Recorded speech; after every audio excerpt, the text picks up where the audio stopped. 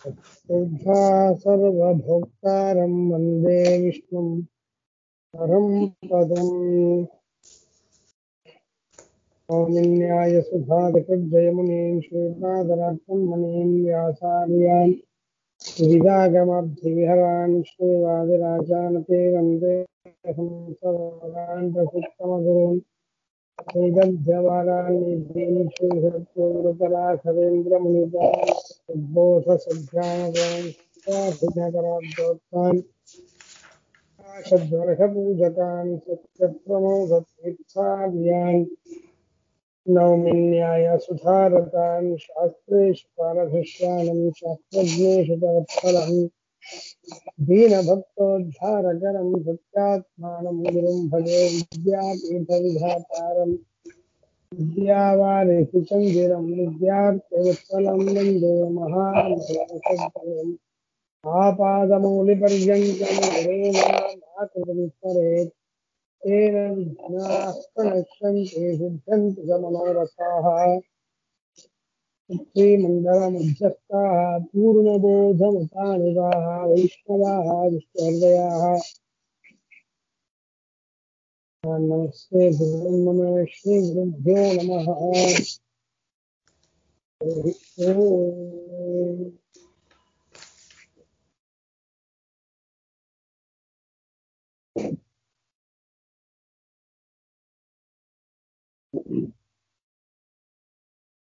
ಶ್ರೀಗುರುಭ್ಯೋ ನಮಃ. ಇವತ್ತು ಖಂಡ ಪ್ರಾರಂಭ ಮಾಡೋಣ.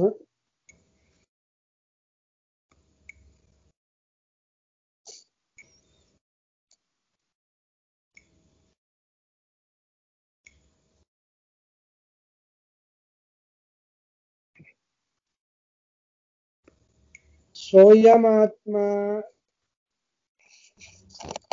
ಅಧ್ಯಕ್ಷರಂ ಓಂಕಾರಃ ಅಧಿಮಾತ್ರಂ ಪಾದ ಮಾತ್ರ ಅಕಾರ ಉಕಾರ ಮಕಾರ ಇದೆ. ಜಾಗರಿತ ಸ್ಥಾನ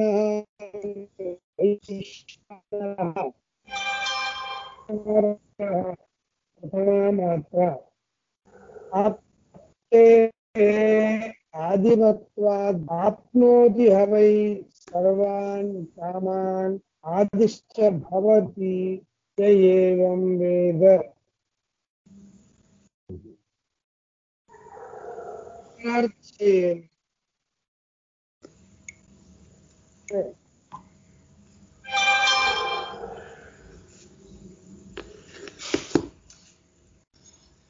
ಸ್ವಯಮಾತ್ಮ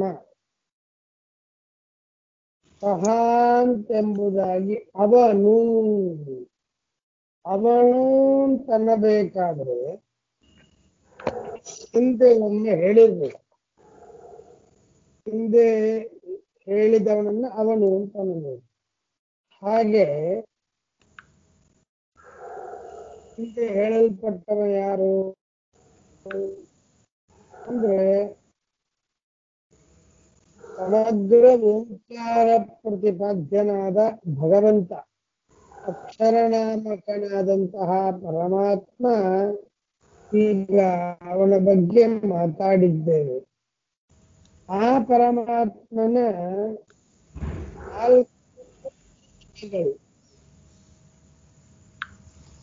ಪರಮಾತ್ಮನ 4 ಅಂಶಗಳು ವಿಶ್ವ, ತೇಜಸ, ಪ್ರಾಜ್ಞ, ತುರಿಯ ಎಂಬುದಾಗಿ.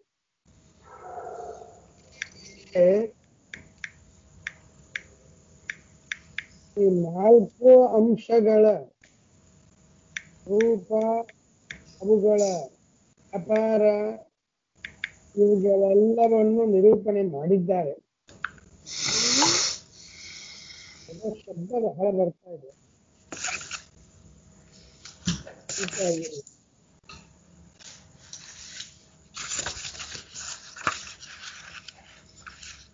ಆ ವಿಶ್ವ ತೇಜಸ್ಸಾದಿ ರೂಪಗಳ ಅವುಗಳ ವ್ಯಾಪಾರವನ್ನ ನಿರೂಪಣೆ ಈಗಾಗಲೇ ಮಾಡಿದ್ದಾರೆ.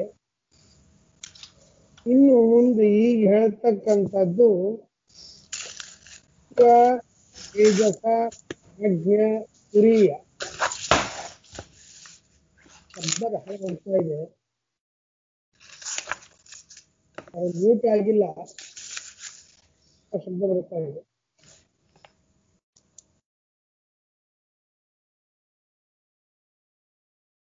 ಈ ರೂಪಗಳ ಮತ್ತೊಂದು ವೈಶಿಷ್ಟ್ಯವನ್ನು ಹೇಳ್ತಾ ಇದ್ದಾರೆ.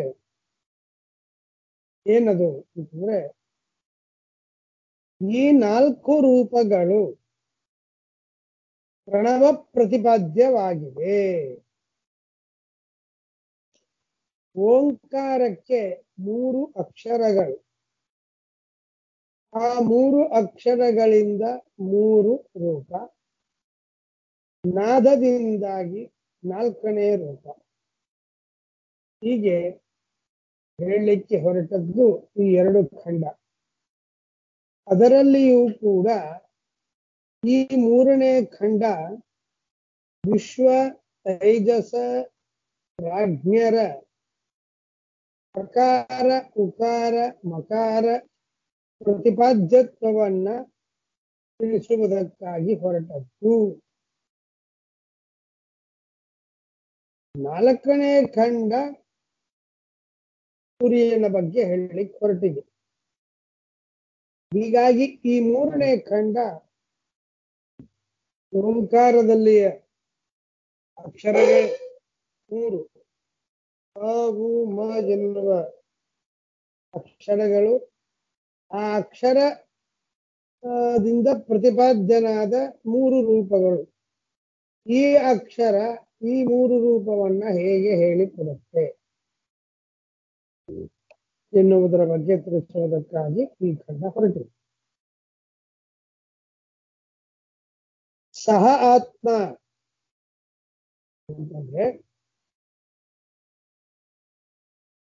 ಓಂ ಎಂಬುದಾಗಿ ಕರೆಸಿಕೊಳ್ಳಲ್ಪಡುವಂತಹ ಅಕ್ಷರ ಓಂಕಾರ ಶಬ್ದಿತನಾದಂತಹ ಏನು ಚತುರಾತ್ಮಕನಾದ ಭಗವಂತ ಇದ್ದಾನೆ, ಅವನು ಆ ಭಗವಂತನನ್ನ ಆತ್ಮ ಅಂತ ಕರೆದಿದ್ದ, ಅಯಮಾತ್ಮ ಅಂತ ಕರೆದಿದ್ದು, ಸ್ವಯಮಾತ್ಮ ಎಂಬುದಾಗಿ. ಅಂತಹ ಇವನು 4 ಅಂಶಾತ್ಮಕನಾದ ಭಗವಂತ. ಆ ಭಗವಂತ ಏನಾಗಿದ್ದಾನೆ? ಅಧ್ಯಕ್ಷರಂ. ಏನು ಅಧ್ಯಕ್ಷರಂ? ಅಧಿ, ಅದಕ್ಕೆ ಶ್ರೀಮದಾಚಾರ್ಯರು ಬರೀತಾರೆ, ಅಧ್ಯಕ್ಷರ ಅಂದ್ರೆ ಅಧಿಕಂ ಸರ್ವತಃ ಅವಿನಾಶಿ ಚ ಅಧ್ಯಕ್ಷರಂ ಎಂಬುದಾಗಿ. ಏನ್ ಅಧ್ಯಾಧಿ ಅವಿನಾಶಿ? ಈ ಶಬ್ದಕ್ಕರ್ಥ ಏನ್ ಹೇಳ್ದಂಗಾಯ್ತು ಅಂದ್ರೆ, ಅಧಿಕಂ ಅವಿನಾಶಿ, ನಾಶರಹಿತ. ನಾಶರಹಿತನಾದ್ದರಿಂದ ದೇವರಿಗೆ ಅಕ್ಷರ ಅಂತ ಆಗ್ತದೆ. ಕ್ಷರ ಇಲ್ಲ, ಕ್ಷಯ ನಾಶ ಇಲ್ಲ ದೇವರಿಗೆ, ಆದ್ದರಿಂದ ಅಕ್ಷರ. ಅಧಿ ಎನ್ನುವುದರಿಂದ ಅಧಿಕ, ಉತ್ತಮ. ಈ ಉತ್ತಮ ಅಂತನ್ನುವಂತಹ ಶಬ್ದ ಸಾಪೇಕ್ಷಿತವಾದ ಶಬ್ದ. ಯಾರಿಗಿಂತ ಉತ್ತಮ? ತಂದೆ ಅಂತನ್ನುವ ಶಬ್ದ, ತಾಯಿ, ತಮ್ಮ, ಅಣ್ಣ ಇತ್ಯಾದಿ ಶಬ್ದಗಳು ಸಾಪೇಕ್ಷಿತವಾದ ಶಬ್ದಗಳು. ಮತ್ತೊಂದು ಬೇಕು ಇದಕ್ಕೆ ಅಪೇಕ್ಷಿತವಾದದ್ದು. ತಂದೆ ಅಂದ್ರೆ ಯಾರ ತಂದೆ, ತಾಯಿ ಯಾರ ತಾಯಿ, ಹೀಗೆ ಹೇಳುವಂತೆ. ಅಧಿಕ ಅಂದ್ರೆ ಯಾರಿಗಿಂತ ಅಧಿಕ, ಯಾರಿಗಿಂತ ಉತ್ತಮ ಅಂತ ಪ್ರಶ್ನೆ ಬಂದಾಗ ಸರ್ವತಃ ಎಲ್ಲರಿಗಿಂತಲೂ ಉತ್ತಮ. ಜಗತ್ತಲ್ಲಿ ಯಾರ್ಯಾರಿದ್ದಾರೆ ಎಲ್ಲರಿಗಿಂತ ಉತ್ತಮ, ಚೇತನ ಅಚೇತನ ಎಲ್ಲದಕ್ಕಿಂತಲೂ ಉತ್ತಮನಾಗಿದ್ದಾನೆ. ಅಷ್ಟೇ ಅಲ್ಲ, ನಾಶರಹಿತನೂ ಆಗಿದ್ದಾನೆ. ಯಾವ ನಾಶವೂ ಇಲ್ಲ ಅವನಿಗೆ. ಸರ್ವೋತ್ತಮನಾಗಿದ್ದಾನೆ ಮತ್ತು ನಾಶರಹಿತನಾಗಿದ್ದಾನೆ. ಆದ್ದರಿಂದ ಆ ದೇವರಿಗೆ ಅಧ್ಯಕ್ಷರ, ಅಧಿ ಉತ್ತಮ, ಸರ್ವರಿಗಿಂತ ಉತ್ತಮ, ಅಕ್ಷರ ನಾಶರಹಿತ, ಅಧ್ಯಕ್ಷರ ಸರ್ವೋತ್ತಮನಾಗಿದ್ದಾನೆ, ನಾಶರಹಿತನಾಗಿದ್ದಾನೆ.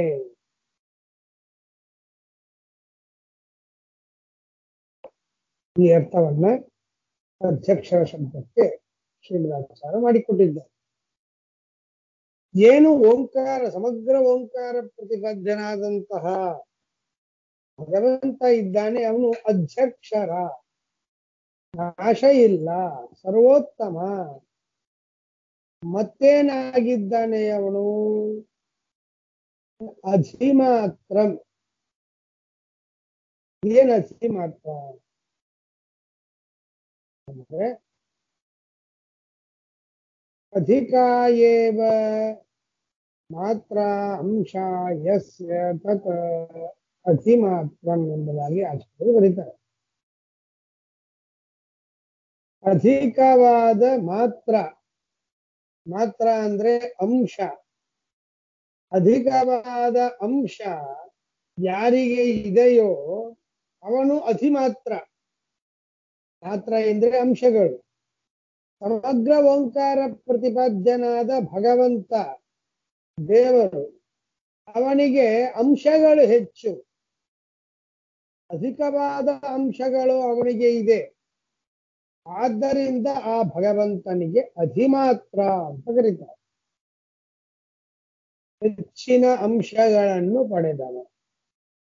ಸಮಗ್ರ ಓಂಕಾರ ಪ್ರತಿಪಾದ್ಯನಾದ ಭಗವಂತನ ಬಗ್ಗೆ ಹೇಳ್ತಾ ಇದ್ದಾನೆ. ಸರ್ವೋತ್ತಮ, ನಾಶರಹಿತ, ಹೆಚ್ಚಿನ ಅಂಶವನ್ನು ಪಡೆದವ, ಆದ್ದರಿಂದ ಅಧಿಮಾತ್ರ.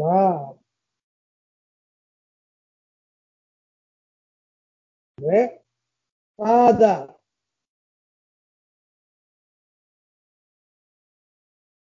ಪಾದ ಎಂದರೆ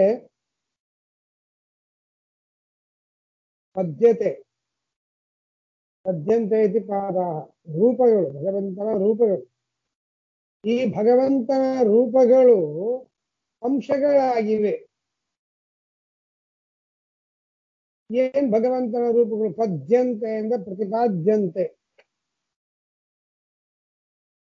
ಅಕಾರ, ಉಕಾರ, ಮಕಾರ ಎಂಬ ಅಕ್ಷರದಿಂದ ಪ್ರತಿಪಾದಿಸಲ್ಪಡುವುದಾಗಿದೆ ಭಗವಂತನ ಅಂಶಗಳು. ದೇವರ ಅಂಶಗಳು ಅ, ಉ, ಮ ಎಂಬ ಅಕ್ಷರ ಪ್ರತಿಪಾದ್ಯ. ಇಂತಹ ಅಕಾರ, ಉಕಾರ, ಮಕಾರವೆಂಬ ಅಕ್ಷರಗಳಿಂದ ಕರೆಸಿಕೊಳ್ಳಲ್ಪಡುವ ಅಂಶವುಳ್ಳವ ಭಗವಂತ.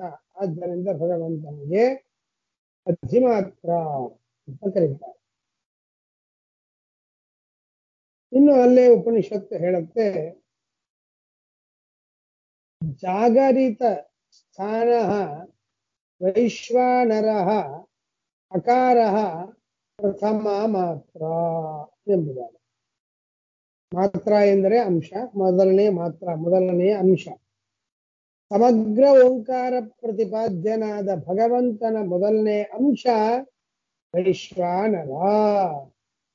ಅವನು ಜಾಗರಿತ ಸ್ಥಾನ, ಎಚ್ಚರಿಕೆಯನ್ನು ಕೊಡುವ ಮಹಾನುಭಾವ. ಒಬ್ಬ ವ್ಯಕ್ತಿ ರಾತ್ರಿ ಮಲ್ಕೊಂಡವ ಎದ್ದೇ ಇಲ್ಲ ಅಂದ್ರೆ ಮುಗೀತು ಆಯುಷ್ಯ ಅಂತ ಅರ್ಥ. ಎಚ್ಚರಿಕೆ ಕೊಟ್ರೆ ನಾಳೆ ಅಲ್ಲಿ ಅಮ್ಮ ಅಪಾಯಿಂಟ್ಮೆಂಟು, ಇಲ್ಲಿ ಹೋಗ್ಬೇಕು ಅಲ್ಲಿ ಹೋಗ್ಬೇಕು ಅಂತ ಅನ್ಕೊಂಡು ಮಲ್ಕೊಂಡಿರ್ತಾನೆ. ದೇವ್ರ ಎಚ್ಚರಿಕೆನೆ ಕೊಡ್ಲಿಲ್ಲ ಅಂದ್ರೆ ಏನ್ ಮಾಡೋದು? ಎಚ್ಚರಿಕೆ ಕೊಟ್ರೆ ನೀವು ಹೇಳಿಕೊಂಡ, ನೀವು ಸಿದ್ಧಪಡಿಸಿದಂತಹ ಕಾರ್ಯಗಳಿಗೆ ಹೋಗ್ಲಿಕ್ಕೆ ಬರ್ತದೆ. ಎಚ್ಚರಿಕೆನೆ ಕೊಡ್ಲಿಲ್ಲ ಅಂದ್ರೆ ಅದು ಹೋಗಿ. ಹೀಗಾಗಿ ಮುಂದಿನ ಎಲ್ಲ ಸಮಗ್ರ ಕಾರ್ಯಗಳನ್ನು ನಾವು ನಿರ್ವಹಿಸಬೇಕಾದರೆ ವಿಶ್ವನ ಪರಮಾನುಗ್ರಹ ಬೇಕು, ಎಚ್ಚರಿಕೆ ಕೊಡಬೇಕು. ದಕ್ಷಿಣ ಅಕ್ಷೆಯಲ್ಲಿ ಬಲಗಣ್ಣಿನಲ್ಲಿ ಇದ್ದುಕೊಂಡು ಭಗವಂತ ಎಚ್ಚರಿಕೆಯನ್ನು ಕೊಡ್ತಾನೆ. ಸಮಗ್ರ ಪದಾರ್ಥಗಳ ಜ್ಞಾನವನ್ನು ನಮಗೆ ದಯಪಾಲಿಸ್ತಾನೆ ಮಹಾಸ್ವಾಮಿ. ಆ ಭಗವಂತ ಅಕಾರ ಎಂಬುದಾಗಿ ಉಪನಿಷತ್ತು ಕರೀತಾ ಇದೆ. ಇಲ್ಲಿ ಅಕಾರ ಅಂತಂದಾಗ ದೇವರ ಅಕಾರಣ, ದೇವರೇ ಎಂಬ ಅಕ್ಷರಣ.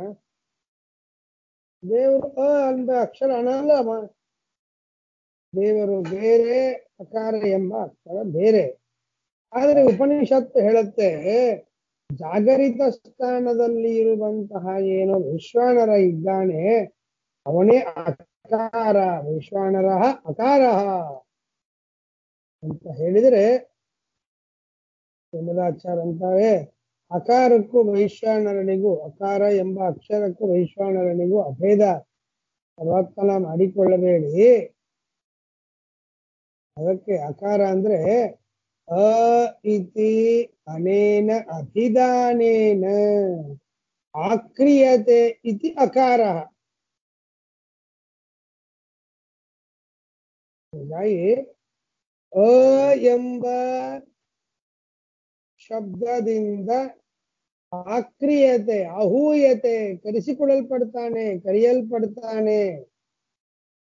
ಅಂದ್ರೆ ಅಕಾರ ಪ್ರತಿಪಾದ್ಯನಾಗಿದ್ದಾನೆ. ಎಂಬ ಹೆಸರಿನಿಂದ, ಶಬ್ದದಿಂದ ಒಬ್ಬನನ್ನು ಕರೆಯಬೇಕಾದರೆ ಆ ಶಬ್ದ ಪ್ರತಿಪಾದ್ಯ ಅವನೇ ಆಗಿರ್ಬೇಕಲ್ವೇ. ಒಬ್ಬ ವ್ಯಕ್ತಿಯನ್ನ ಚೈತ್ರ, ಒಂದು ದೇಹವನ್ನ ಚೈತ್ರ ಅಂತ ಕರಿತೇವೆ. ಚೈತ್ರ ಎನ್ನುವ ಶಬ್ದದಿಂದ, ಅಥವಾ ರಾಮ, ಕೃಷ್ಣ, ರಾಮ ಎನ್ನುವ ಶಬ್ದದಿಂದ ಯಾರೊಬ್ಬ ವ್ಯಕ್ತಿಯನ್ನು ಕರಿತೇವೆ.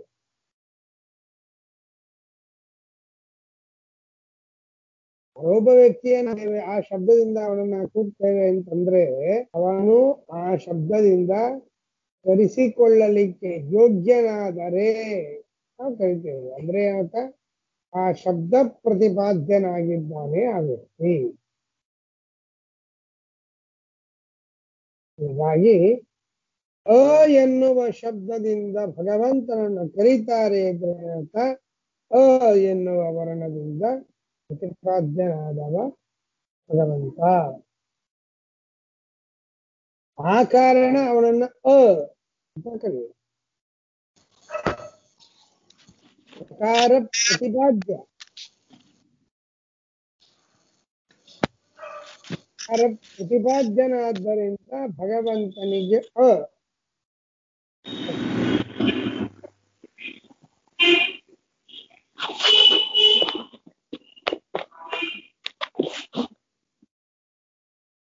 ಅಕಾರಕ್ಕೂ ದೇವರಿಗೂ ಅಭೇದ ಇದೆ ಎನ್ನುವ ಅರ್ಥದಲ್ಲಿ ಎಂದು ಕರೆಯುವುದಿಲ್ಲ.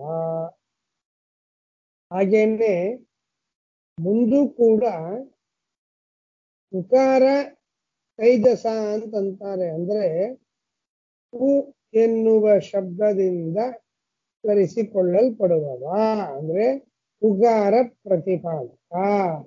ಹಾಗೆ ಮಕಾರ ಎಂಬ ಮ ಎನ್ನುವ ಶಬ್ದದಿಂದ ಕರೆಸಿಕೊಳ್ಳಲ್ಪಡುವವ ಅಕಾರ ಪ್ರತಿಪಾದ್ಯ.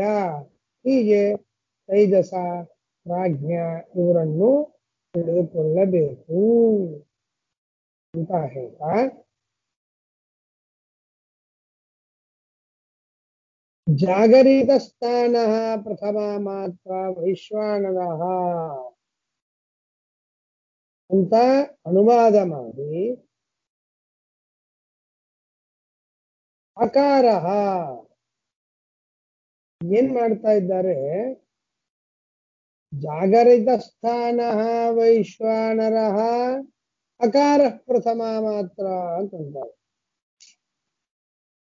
ಏನಿಲ್ಲ ತಿಳ್ಕೊಳ್ಬೇಕು ನಾವು ಅಂತ ಹೇಳಿದ್ರೆ, ವೈಶ್ವಾನರನೇ ಅಕಾರ ವಾಚ್ಯ ಅಂತಂದ ಮೇಲೆ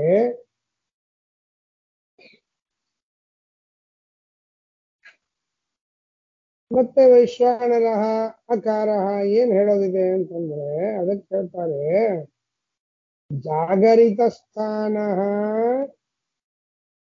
ಪ್ರಥಮ ಮಹತ್ವ ವೈಶ್ವಾನರ.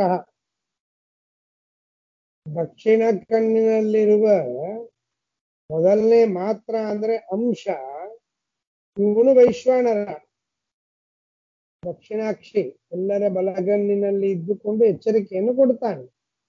ಆ ಭಗವಂತ ದಕ್ಷಿಣ ಅಕ್ಷೆಯಲ್ಲಿರ್ತಕ್ಕಂತಹ ಏನು ಮೊದಲನೇ ಅಂಶ ಇದೆ ಅದು ವೈಶ್ವಾನರ. ಈ ವೈಶ್ವಾನರ ಇವನು ಅಕಾರ, ಅಂದ್ರೆ ಅ ಎಂಬ ಅಕ್ಷರದಿಂದ ಪ್ರತಿಪಾದ್ಯ. ಅದರಿಂದ ಪುನರುಕ್ತಿ ಇಲ್ಲ. ಅಕಾರ ಅಂದ್ರು ವೈಶ್ವಾನರ, ವೈಶ್ವನಾರ ಅಂದ್ರು ವೈಶ್ವಾನರ, ವೈಶ್ವಾನರ ಅಕಾರ ಅಂದ್ರೆ ವೈಶ್ವಾನರ ವೈಶ್ವಾನರ ಅಂತ ಎರಡು ಸಲ ಹೇಳಿದಂತೆ ಆಯ್ತಲ್ಲ ಅಂತಂದ್ರೆ ಹಂಗಲ್ಲ. ಜಾಗರಿತ ಸ್ಥಾನದಲ್ಲಿ ಇದ್ದ ಮೊದಲನೇ ಅಂಶ ವೈಶ್ವಾನರ. ಆ ವೈಶ್ವಾನರನು ಅಕಾರ ಅಂದ್ರೆ ವೈಶ್ವಾನರ ಅಂತ ಅರ್ಥ ಅಲ್ಲ, ಅಕಾರ ಎನ್ನುವ ವರ್ಣದಿಂದ ಪ್ರತಿಪಾದ್ಯ. ಹೀಗೆ ಅರ್ಥ ಮಾಡಿಕೊಳ್ಳುವುದರಿಂದ ಪುನರುಕ್ತಿ ಎನ್ನುವ ದೋಷ ಇಲ್ಲ. ಹೇಗೆ ಹೇಳಿದಂತೆ ಆಯ್ತು, ಚೈತ್ರನ ಮಗ ರಾಮ ಅಂತಂದ್ರೆ ಚೈತ್ರನ ಮಗ ಅಂದ್ರು ರಾಮ ಅಂತ ಅರ್ಥ, ರಾಮ ಅಂದ್ರು ರಾಮ ಅಂತ ಅರ್ಥ. ಯಾಕೆ ರಾಮ ಅಂತಂದಿ, ಚೈತ್ರನ ಮಗ ಅಂತಂತಿ, ಎರಡೆರಡು ಸಲ ಯಾಕೆ ಹೇಳ್ತೀಯಪ್ಪ ಅಂದ್ರೆ ಚೈತ್ರನ ಮಗ ಅಂತ ಯಾರಿದ್ದಾನಲ್ಲ ಅವನು ರಾಮ ಎಂಬ ಶಬ್ದದಿಂದ ಕರೆಸಿಕೊಳ್ಳಲ್ಪಡುವವ ಅಂತ ಹೇಳಿ ಒಂದು ವಿಧಾನ, ಇನ್ನೊಂದು ಅನುವಾದ. ಹೀಗಾಗಿ ಪುನರುಕ್ತಿ ಎನ್ನುವಂತಹ ದೋಷ ಇಲ್ಲ.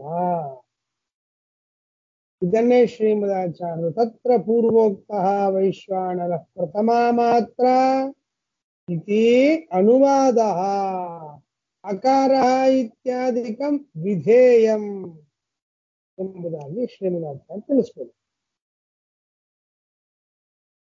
ಇನ್ನು ವೈಶ್ವಾನರನನ್ನ ಅ ಎಂಬ ಶಬ್ದದಿಂದ ಯಾಕೆ ಕರಿಬೇಕು? ಪ್ರವೃತ್ತಿ ನಿಮಿತ್ತ ಏನು? ಆ ಎಂಬ ಶಬ್ದದಿಂದ ಕರೆಸಿಕೊಳ್ಳಬೇಕಾದರೆ ಒಂದು ಶಬ್ದ ಒಬ್ಬ ವ್ಯಕ್ತಿಯನ್ನ ಹೇಳಬೇಕಾದರೆ ಆ ಶಬ್ದದ ಪ್ರವೃತ್ತಿ ನಿಮಿತ್ತ, ಆ ಶಬ್ದ ಅವನನ್ನು ಹೇಳಲಿಕ್ಕೆ ಬೇಕಾದ ಏನೋ ಒಂದು ನಿಮಿತ್ತ ಅವನಲ್ಲಿ ಇರಬೇಕು. ಬಟ್ಟೆ, ಪುಸ್ತಕ, ಮನುಷ್ಯ ಇತ್ಯಾದಿ ಅನಂತ ಶಬ್ದಗಳು ಇವೆ. ಈ ಶಬ್ದಗಳು ಬಟ್ಟೆ ಎನ್ನುವ ಶಬ್ದ ಆಗಲಿ, ಪುಸ್ತಕ, ಘಟ, ಮನುಷ್ಯ, ಈ ಶಬ್ದ ಮನುಷ್ಯ ಎನ್ನುವ ಶಬ್ದ ಒಂದು ಆಕಾರವುಳ್ಳ ಒಂದು ದೇಹ, ಈಗ ಒಂದು ತಲೆ, ಕಾಲು ಇತ್ಯಾದಿ ಅವಯವಗಳ ಉಳ್ಳಂತಹ ಒಂದು ದೇಹವನ್ನು ನೋಡಿ ಮನುಷ್ಯ ಅಂತ ಕರೆಯಬೇಕಾದರೆ ಆ ಮನುಷ್ಯ ಶಬ್ದ ಅವನನ್ನ ಕರೀಲಿಕ್ಕೆ ಬೇಕಾದಂತಹ ಯಾವ ನಿಮಿತ್ತ ಅವನಲ್ಲಿ ಇದೆ ಅಂದ್ರೆ ಮನುಷ್ಯತ್ವ ಎನ್ನುವ ನಿಮಿತ್ತ ಆ ದೇಹದಲ್ಲಿ ಇದ್ದ ಕಾರಣ ಮನುಷ್ಯ ಎನ್ನುವ ಶಬ್ದ ಆ ದೇಹವನ್ನು ಹೇಳಿಕೊಡುತ್ತದೆ. ಹಾಗೆ ಪ್ರತಿ ಶಬ್ದವೂ ಕೂಡ ಆ ಶಬ್ದದಿಂದ ಹೇಳಲ್ಪಡಬೇಕಾದ ಒಂದು ಗುಣ ಅದರಲ್ಲಿ ಇರಬೇಕು. ಆ ವಸ್ತುವಿನಲ್ಲಿ ಇದ್ರೆ ಆ ಶಬ್ದ ಆ ವಸ್ತುವನ್ನ ಹೇಳಿಕೊಡುತ್ತೆ, ಹೇಳಿಕೊಡೋದಿಲ್ಲ. ಹೇಗೆ? ಹಾಗೆ ಅ ಎನ್ನುವಂತಹ ಶಬ್ದ, ಅ ಎನ್ನುವಂತಹ ಶಬ್ದ ದೇವರನ್ನು ಹೇಳಿಕೊಡಬೇಕಾದರೆ ಅ ಎನ್ನುವ ಶಬ್ದದಿಂದ ಹೇಳಲ್ಪಡುವ ಒಂದು ನಿಮಿತ್ತ ದೇವರಲ್ಲಿ ಇರಬೇಕು. ಅದೇನು ನಿಮಿತ್ತ? ಆ ಶಬ್ದ ಕರೀಲಿಕ್ಕೆ ಬೇಕಾದ ನಿಮಿತ್ತ ಏನು ಅಂತಂದ್ರೆ ಉಪನಿಷತ್ತು ಎರಡು ನಿಮಿತ್ತಗಳನ್ನು ಹೇಳ್ತಾ ಇದೆ. ಆಪ್ತೇಹೇ ಆದಿಮತ್ವಾದ್ವಾ, ಒಂದು ಆಪ್ತಿ ಇದೆ ದೇವರಲ್ಲಿ, ಇನ್ನೊಂದು ಆದಿಮತ್ವವಿದೆ. ಆದಿಮಾನ್ ಆಗಿದ್ದಾನೆ ದೇವರು, ಆ ಕಾರಣ ದೇವರನ್ನ ಅ ಎನ್ನುವ ಶಬ್ದದಿಂದ ಕರೀತೇವೆ. ದೇವರಿಗೆ ಅಂತ ಕರೀತೇವೆ.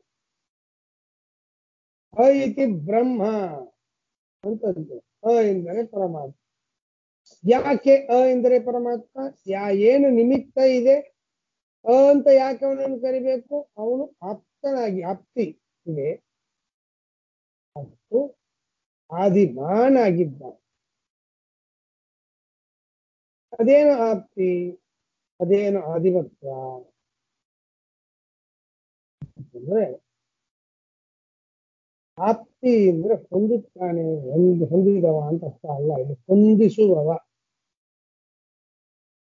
ಆಪ್ತಿ ಅಂದ್ರೆ ಪ್ರಾಪ್ತಿ, ನನಗೆ ಅದು ಪ್ರಾಪ್ತ ಅಂತನ್ನುವಂತೆ ಪ್ರಾಪ್ತಿಯಾಗಿದೆ, ಹೊಂದಿದೆ ಅಂತನ್ನುವ ಅರ್ಥದಲ್ಲಿ ಆಪ್ತಿ ಅಲ್ಲ. ಇಲ್ಲಿ ಆಪ್ತಿ ಅಂದ್ರೆ ಆಪಯತಿ, ಪ್ರಾಪಯತಿ ಇತಿ ಆಪ್ತಿ. ಇಂಥ ಆಪ್ತಿ ಉಳ್ಳವ. ಏನು ಆಪಯತಿ? ಹೊಂದಿಸುತ್ತಾನೆ, ತಲುಪಿಸುತ್ತಾನೆ, ನಮಗೆ ತಂದು ಮುಟ್ಟಿಸುತ್ತಾನೆ.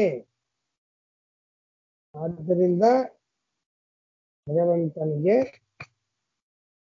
ಆಪ್ತಿ ಉಳ್ಳವ. ಏನನ್ನು ತಲುಪಿಸ್ತಾನಪ್ಪ ದೇವರು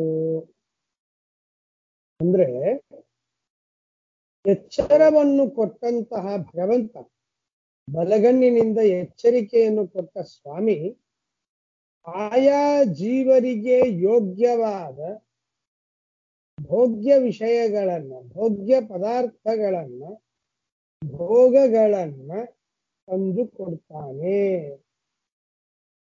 ನಮಗೆ ಕೋಟಿ ಅಪೇಕ್ಷೆ ಇರಬಹುದು, ಅಮೃತ ಬೇಕು ಅಂತನೂ ಅಪೇಕ್ಷೆ ನಮಗೆ ಇರಬಹುದು. ಅಪೇಕ್ಷೆಯಲ್ಲಿ ನಾವೇನು ಬಡವರಲ್ಲ, ಮಹಾಶ್ರೀಮಂತರೇ. ಅಪೇಕ್ಷೆಯಲ್ಲಿ ದೊಡ್ಡ ದೊಡ್ಡದನ್ನೇ ಅಪೇಕ್ಷೆ ಪಡುತ್ತೇವೆ, ಆದರೆ ಅದು ನಮಗೆ ಯೋಗ್ಯವಾಗಿರ್ಬೇಕಲ್ವೇ? ಹೀಗಾಗಿ ನಮಗೆ ಯೋಗ್ಯ ಅಲ್ಲ ಅಂತ ಹೇಳಿ ದೇವರು ನಮಗೆ ಅಮೃತ ಕೊಡ್ತಾ ಇದೆ.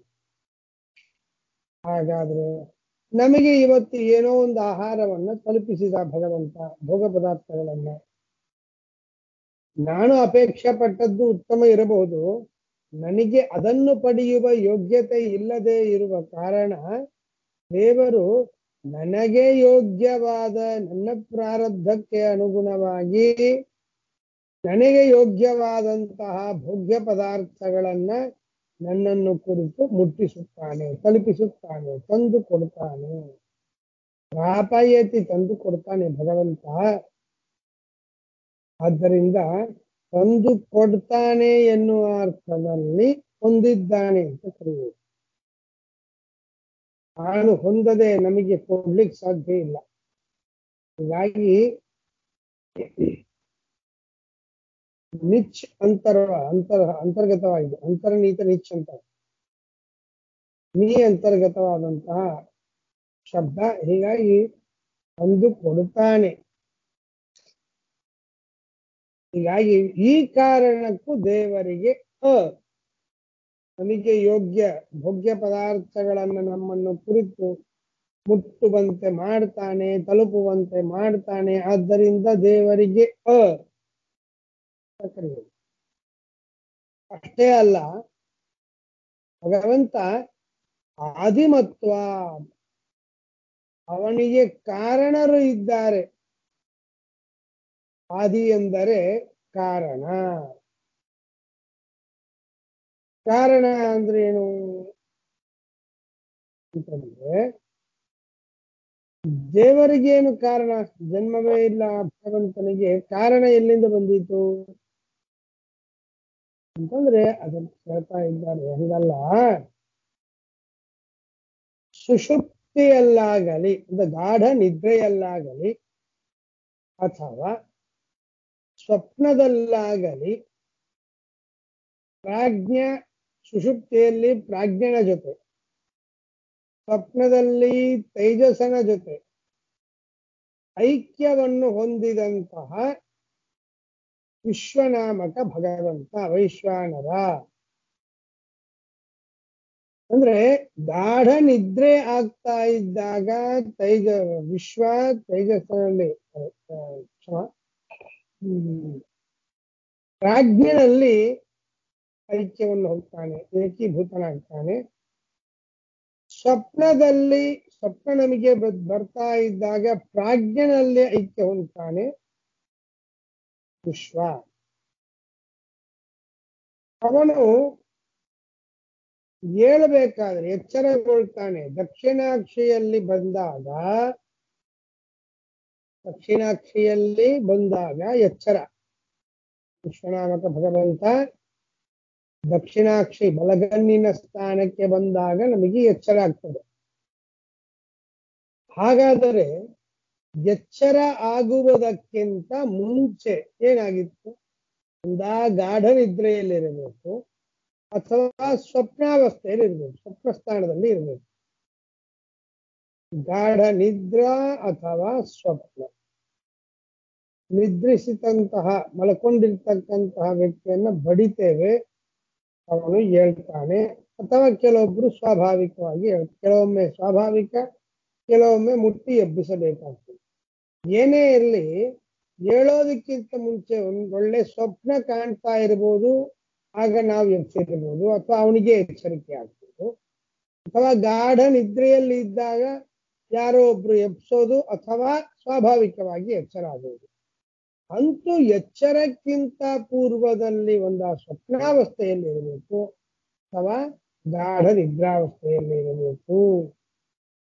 ಅಂದ ಮೇಲೆ ಜಾಗರಕ್ಕಿಂತ ಪೂರ್ವದಲ್ಲಿ ತೈಜಸ ಅಥವಾ ಪ್ರಾಜ್ಞ ಇವರಿರ್ತಾರೆ. ಇವರ ಅನಂತರದಲ್ಲಿ ವಿಶ್ವ. ಅಂದ್ರೆ ಈ ಅವಸ್ಥಾನಂತರದಲ್ಲಿ ದಕ್ಷಿಣಾಕ್ಷಿಗೆ ವಿಶ್ವ ಬಂದಾಗ ಎಚ್ಚರಿಕೆ ಆಗತ್ತೆ. ಅದಕ್ಕಾಗಿ ಏನ್ ಹೇಳ್ತಾರೆ, ಈ ವಿಶ್ವನಿಗೆ ಪ್ರಾಜ್ಞ ತೈಜಸರು ಇವರು ಆದಿ. ಪ್ರಾಜ್ಞ ತೈಜಸಶ್ಚ ಆದಿ ಅಸ್ಯ ಇತಿ ಆದಿಮಾನ್. ಪ್ರಾಜ್ಞ ಮತ್ತು ತೈಜಸ ನಾಮಕನಾದಂತಹ ಭಗವಂತ ಯಾರಿಗೆ ಆದಿಯೋ ಆ ಭಗವಂತ ಆದಿಮಾನ್ ಅಂತ ಕರೆಸಿಕೊಳ್ಳಲ್ಪಡ್ತಾನೆ. ಹೀಗಾಗಿ ಆದಿ ಅಂದ್ರೆ ಮೊದಲಿಗೆ ವಿಶ್ವನಿಕ್ಕಿಂತಲೂ ಮೊದಲಿಗೆ ಇರ್ತಕ್ಕಂಥವರು ತೈಜಸ ಅಥವಾ ಪ್ರಾಜ್ಞ. ಸ್ವಪ್ನಾವಸ್ಥಾದಲ್ಲಿದ್ದಾಗ ತೈಜಸ ಆದಿಯಲ್ಲಿ, ಗಾಢ ನಿದ್ರಾವಸ್ಥೆಯಲ್ಲಿ ಇದ್ದು ಎಚ್ಚರಿಕೆ ಹೊಂದಿದಾಗ ಪ್ರಾಜ್ಞ ಆದಿಯಲ್ಲಿ. ಹೀಗೆ ತೈಜಸ ಅಥವಾ ಪ್ರಾಜ್ಞರು ಆದಿಯಲ್ಲಿ ಇರ್ತಾರೆ ವಿಶ್ವನಿಗೆ. ಆದ್ದರಿಂದ ವಿಶ್ವನನ್ನ ಆದಿಮಾನಾದ ಕಾರಣ ಇವನು ಅಂತ ಕರೆಸ್ಕೊಳ್ಳಲ್ಪಡ್ತಾನೆ. ಹೀಗಾಗಿ ಭಗವಂತನಿಗೆ ಪ್ರಾಜ್ಞ ಮತ್ತು ತೈಜಸರು ಆದಿಯಾದ ಕಾರಣ ಈ ಭಗವಂತನನ್ನ ಅಂತ ಕರೀತಾರೆ. ಮತ್ತು ಶಿವರಿಗೆ ಅವರವರಿಗೆ ಯೋಗ್ಯವಾದ ಪದಾರ್ಥಗಳನ್ನ ಆಪಯತಿ ತಂದು ಕೊಡುತ್ತಾನೆ. ಭೋಗ ಪದಾರ್ಥಗಳನ್ನು ತಂದು ಕೊಡುತ್ತಾನೆ. ನೋಡೋದಾಗಬಹುದು, ತಿನ್ನುವುದಾಗಬಹುದು, ಅನೇಕ ತರಹ ಭೋಗ.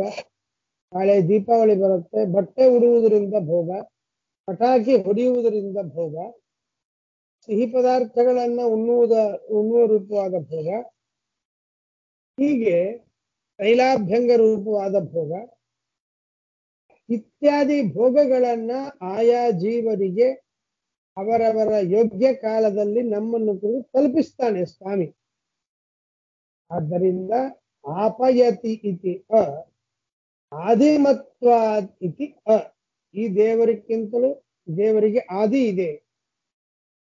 ಆದ್ದರಿಂದ ದೇವರಿಗೆ ಅಂತ ಎರಡು ನಿಮಿತ್ತಗಳು, ಎರಡು ಕಾರಣಗಳು ಭಗವಂತನನ್ನ ಎಂದು ಕರೆಯುವುದಕ್ಕೆ.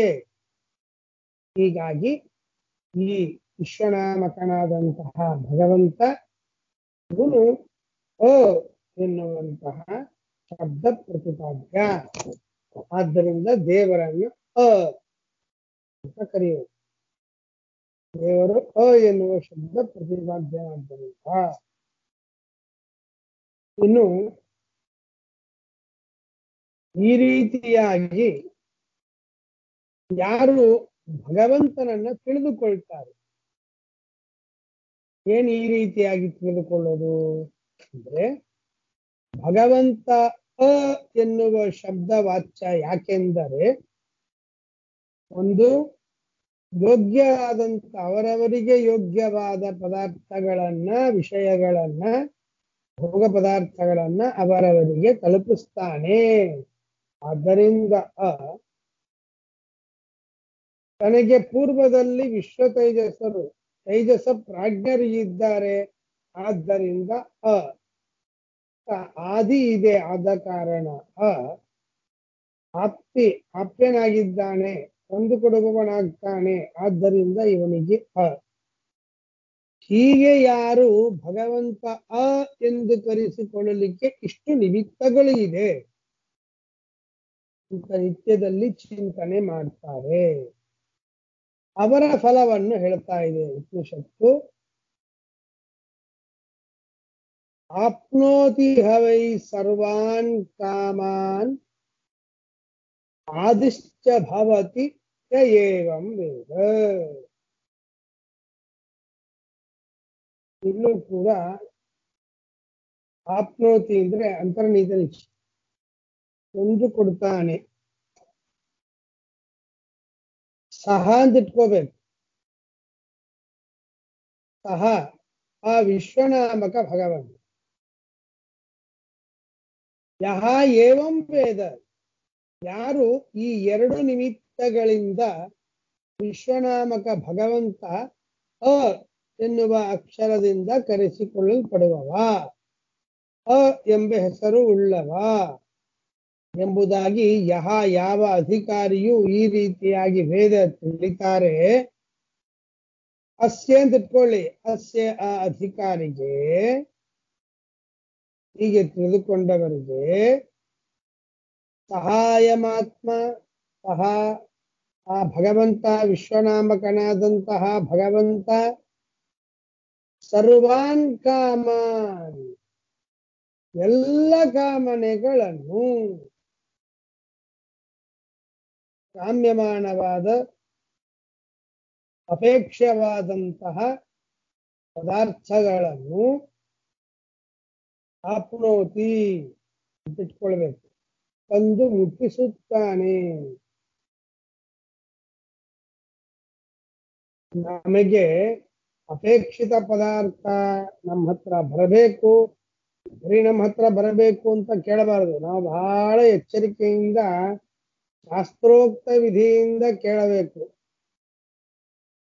ಬಹಳ ಶಾಣೆತನ ಬೇಕು. ಅದು ದೇವರೇ ಕೊಡಬೇಕು. ಶಾಸ್ತ್ರ ಹೇಳಿದಂತೆ ಕೇಳಿದ್ರೆ ಬಾಧಕ ಇಲ್ಲ. ನಮ್ಮ ಬುದ್ಧಿ ಮಟ್ಟಕ್ಕೆ ನಾವು ವಿಚಾರ ಮಾಡಿದ್ರೆ ಬಾಧಕ ಆಗ್ತದೆ. ರಾಹು ಕೇಳಿದ, 1000 ವರ್ಷ ತಪಸ್ಸು ಮಾಡಿದ ಬ್ರಹ್ಮದೇವರನ್ನು ಕುರಿತು. ತಪಸ್ಸು ಮಾಡಿ ಏನ್ ಕೇಳಿದ? ಅಮೃತ ನನಗೆ ಬೇಕು, ಅಮೃತ ಬೇಕು, ತಗೋ ಅಂತಂದು ದೇವರು ಕೊಟ್ಟ ಕೊನೆ ಹನಿ, ಒಂದು ಹನಿ ಮಾತ್ರ ಅಮೃತ ಬೀಳಿಸ್ತಾನೆ. ಕೊನೆ ಹನಿ, ಆ ಅಮೃತ ಪಾತ್ರೆಯಲ್ಲಿರುವ ಕೊನೆ ಹನಿ ಬಿಂದು ಅವನ ಕೈಯಲ್ಲಿ ಹಾಕಿದ. ನನಗೆ ಪ್ರಾಪ್ತವಾಗಬೇಕು ಅಂತಂದ, ನಾನು ಪಡೆಯಬೇಕು ಅಂದ, ಪಡೆದಾಯ್ತು. ತಿನ್ಲಿಕ್ಕೆ ಹೋದ, ದೇವರು ಸುದರ್ಶನದಿಂದ ಕತ್ತರಿಸಿ ಬಿಟ್ಟ. ನೀ ಏನ್ ಕೇಳ್ದಿ? ನನ್ನ ಹತ್ರ ಬರಬೇಕು, ನನಗೆ ಪ್ರಾಪ್ತವಾಗಬೇಕು, ನಾನು ಹೊಂದಬೇಕು ಅಮೃತವನ್ನ. ಕೈಯಲ್ಲಿ ತಗೊಂಡಾಯ್ತು, ಹೊಂದಿದಂಗೆ ಆಯ್ತಲ್ಲ. ಇನ್ನೇ ಕೈಯಲ್ಲಿ ತಗೊಳ್ಳಿಕ್ಕೆ, ಕೈಯಲ್ಲಿ ಒಂದು ಹನಿ ಅಮೃತ ಬೀಳ್ಲಿಕ್ಕೆ 1000 ವರ್ಷ ತಪಸ್ಸು ಮಾಡಿದಂಗೆ ಆಯ್ತು. ಏನು ತಾನು ಅಂದುಕೊಂಡ ಹಾಗೆ, ಅಂದ್ರೆ ನಮಗೆ ಪ್ರಾಪ್ತವಾಗಬೇಕು ಅಂತಂದ್ರೆ ನನ್ನ ಬಾಯಲ್ಲಿ ಬೀಳ್ಬೇಕು, ಜೀರ್ಣ ಆಗ್ಬೇಕು, ನಾನು ಅಮರಣ ಆಗ್ಬೇಕು, ದೇವತೆ ಆಗಬೇಕು, ಹಿಂಗೆಲ್ಲ ಇಟ್ಕೊಂಡು ನನಗೆ ಪ್ರಾಪ್ತವಾಗಬೇಕು ಅಂದ. ಪ್ರಾಪ್ತವಾಯ್ತು, ಕೈಯಲ್ಲಿ ಬಿತ್ತು, ಕೈಯಲ್ಲಿ ಸಿಕ್ಕರೆ ಪ್ರಾಪ್ತಿ. ಕಡ್ದು ಬಿಟ್ಟ ದೇವರು. ಹಂಗ ಇಲ್ಲಿ ಸರ್ವ ಕಾಮನೆಗಳು ನಮಗೆ ಭೋಗಿಸ್ಲಿಕ್ಕೆ ಬೇಕು. ಪೂರ್ಣ ಮಟ್ಟದ ಉತ್ಕೃಷ್ಟ ಇರ್ಬೇಕಲ್ಲ. ನಾವು ಬೇಡಿಕೆ ಪೂರ್ಣ ಮಟ್ಟದ್ದಾಗಿರ್ಬೇಕು. ನನಗೆ ಬೇಕು ಅಂತ ತಂದು ಕೊಡ್ತಾನೆ. ಸಕ್ಕರೆ ಪದಾರ್ಥಗಳೆಲ್ಲ ಇರುತ್ತೆ. ದೇವ್ರ ಜೊತೆಗೆ ನಮಗೆ ಶುಗರ್ ಕೊಟ್ಟ. ಎಲ್ಲ ಪದಾರ್ಥ ಇದೆ. ಬೇಕು ಅಂತಂದು ತಂದು ಕೊಟ್ಟಿದ್ದೇನೆ. ಭೋಗಿಸಬೇಕು ಅಂತ ಕೇಳಿದ್ಯಾ? ಬೇಕು ಅಂತ ಅಷ್ಟೇ ಕೇಳಿದ್ವಿ. ಹಣ ಬೇಕು, ಹಣ ಯಾವತ್ತೂ ನನ್ನ ಕೈಯಲ್ಲಿ ಇರಬೇಕು ಅಂತ ಬೇಡಿದರೆ ಕ್ಯಾಶಿಯರ್ ಅನ್ನಾಗಿ ಮಾಡಿ ಕೂಡಿಸ್ತಾನೆ. ಒಂದು ಹಣ ನಾವು ಬಳಸೋ ಹೋಗಿಲ್ಲ. ಕೈಯಲ್ಲಿ ಇಟ್ಕೋಬಹುದು, ಇನ್ನೊಬ್ರಿಗೆ ಕೊಡಬಹುದು. ಕೈಯಲ್ಲಿ ಯಾವತ್ತು ಲಕ್ಷಾಂತರ ರೂಪಾಯಿ ಓಡಾಡ್ತಿರ್ತದೆ. 1 ರೂಪಾಯಿ ಅದರಿಂದ ನಾವು ಭೋಗ ಮಾಡ್ಲಿಕ್ಕೆ ಸಾಧ್ಯ ಇಲ್ಲ. ಹೀಗೆ ಭೋಗ್ಯ ಪದಾರ್ಥಗಳು ಭೋಗಿಸಲಿಕ್ಕೆ ಕೊಡುತ್ತಾನೆ. ಕೇಳುವುದೇ ಬೇಡ ದೇವರನ್ನ. ಈ ರೀತಿಯಾಗಿ ಉಪಾಸನೆ ಮಾಡಬೇಕು. ಅಕಾರ ವಾಚ್ಯನಾದ ಭಗವಂತ 2 ಕಾರಣದಿಂದ ವಾಚ್ಯನಾಗಿದ್ದಾನೆ. ಒಂದು, ಎಲ್ಲರಿಗೂ ಭೋಗ್ಯ ಪದಾರ್ಥಗಳನ್ನು ತಲುಪಿಸ್ತಾನೆ, ಆ ಕಾರಣ. ಮತ್ತು ತೈಜಸ ಪ್ರಾಜ್ಞರನ್ನ ಆದಿಯಾಗಿ ಪಡೆದಿದ್ದಾನೆ, ಆ ಕಾರಣ ಅಂತ. ಈ 2 ಕಾರಣಗಳಿಂದ ಭಗವಂತ ಅಂತ ಕರೆಸಿಕೊಳ್ಳಲ್ಪಡುತ್ತಾನೆ. ಭೋಗ್ಯ ಪದಾರ್ಥಗಳನ್ನು ಭೋಗಿಸ್ಲಿಕ್ಕೆ ಕೊಡುತ್ತಾನೆ ಅಂತ ಉಪಾಸನೆ ಮಾಡಿದರೆ ನಮಗೂ ಸರ್ವ ಪದಾರ್ಥಗಳನ್ನು ಕೊಡ್ತಾನೆ. ನಮಗೆ ಅಪೇಕ್ಷಿತವಾದ ಸರ್ವ ಪದಾರ್ಥಗಳನ್ನು ಭೋಗಿಸ್ಲಿಕ್ಕೆ ಕೊಡ್ತಾನೆ. ಸುಮ್ಮನೆ ಕೊಟ್ಟು ತಗೊಂಡು ಹೋಗಿಬಿಡುವುದಿಲ್ಲ, ಶೋಕೇಸ್ನಾಗ ಇಟ್ಟಂಗೆ ಮಾಡುವುದಿಲ್ಲ, ಭೋಗಿಸ್ಲಿಕ್ಕೆ ಕೊಡ್ತಾನೆ ಅಂತನ್ನುವ ಮಾತನ್ನ ಹೇಳ್ತಾ ಇದ್ದಾರೆ. ಮುಖ್ಯವಾಗಿ ಈ ಸಾಂಸಾರಿಕ ಪದಾರ್ಥಗಳ ಭೋಗವೇ ಈ ಉಪಾಸನೆಯ ಫಲವಲ್ಲ. ನಿಜವಾದ ಭೋಗ ಅಂದ್ರೆ ಮೋಕ್ಷ. ಸರ್ವ ಕಾಮನೆಗಳು ಅಲ್ಲೇ ಸಿಗೋದು. ಸಂಸಾರದಲ್ಲಿ ಕಾಮನೆಗಳು ಇರುತ್ತೆ, ಅದರ ಭೋಗ ಇರುವುದಿಲ್ಲ. ಮೋಕ್ಷದಲ್ಲಿ ಹಾಗೆಲ್ಲ, ತಕ್ಷಣ ಭೋಗಕ್ಕೆ ಕೊಡ್ತಾನೆ ದೇವರು. ಅಪೇಕ್ಷೆ ಆದ ತಕ್ಷಣ ಭೋಗಕ್ಕೆ ಸಿಗ್ತದೆ. ಹಾಗಾಗಿ ಮುಖ್ಯವಾಗಿ ಭೋಗವನ್ನೂ ಕೊಡ್ತಾನೆ. ಸಂಸಾರದಲ್ಲಿಯ ಅನೇಕ ಭೋಗ ಪದಾರ್ಥಗಳನ್ನು ಭೋಗಿಸ್ಲಿಕ್ಕೆ ಕೊಡ್ತಾನೆ. ದಯ, ದೇವರ ದೊಡ್ಡ ದಯ. ದಾಸನಂತರ ಸಂತುಷ್ಟನಾಗಿ ಸುಕೂತಿಯ ಕೊಟ್ಟು ಮಿಕ್ಕ ಭಾರ ಹೊರುವನು. ಸಂಸಾರದಲ್ಲೂ ಬೇಕಾದಷ್ಟು ಭೋಗಿಸ್ಲಿಕ್ಕೆ ಕೊಡ್ತಾನೆ, ಮುಂದೆ ಮುಕ್ತಿಯನ್ನೂ ಕೊಡ್ತಾನೆ. 2 ರೀತಿಯಾದಂತಹ ಫಲ ಈ ಅಕಾರವಾಚ್ಯನಾದಂತಹ ಭಗವಂತ ವಿಶ್ವ ಅಂತನ್ನುವುದರ ಚಿಂತನೆ ಮಾಡುವುದರಿಂದ ಸಿಗ್ತದೆ ಎನ್ನುವ ಮಾತನ್ನ ಹೇಳ್ತಾ ಇದ್ದಾರೆ. ಈ ಮಂತ್ರದಲ್ಲಿ ವರುಣದೇವರು ನಾಳೆ ದಿವಸ ಉಕಾರವಾಚ್ಯನಾದಂತಹ ತೈಜಸನ ಬಗ್ಗೆ ನೋಡೋಣ. ಶ್ರೀ ಕೃಷ್ಣಾರ್ಪಣಮಸ್ತು.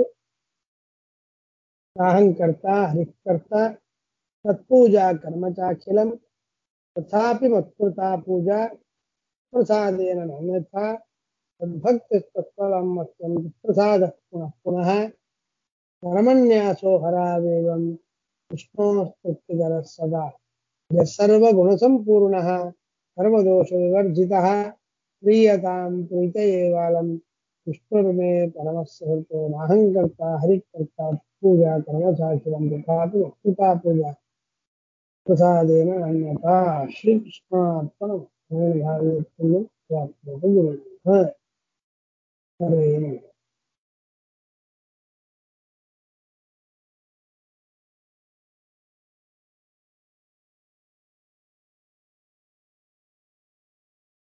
ಏನಾದರೂ ಪ್ರಶ್ನೆಗಳಿದೆಯಾ?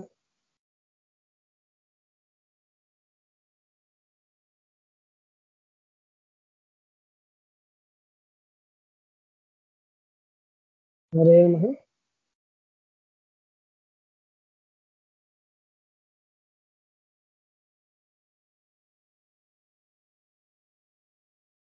ಪ್ರಶ್ನೆ ಏನಾದರೂ ಉಂಟಾ? ಹಲೋ,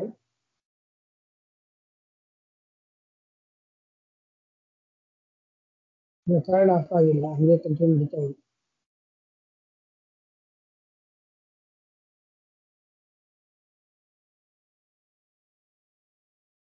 ಹರೇ ನಮಃ.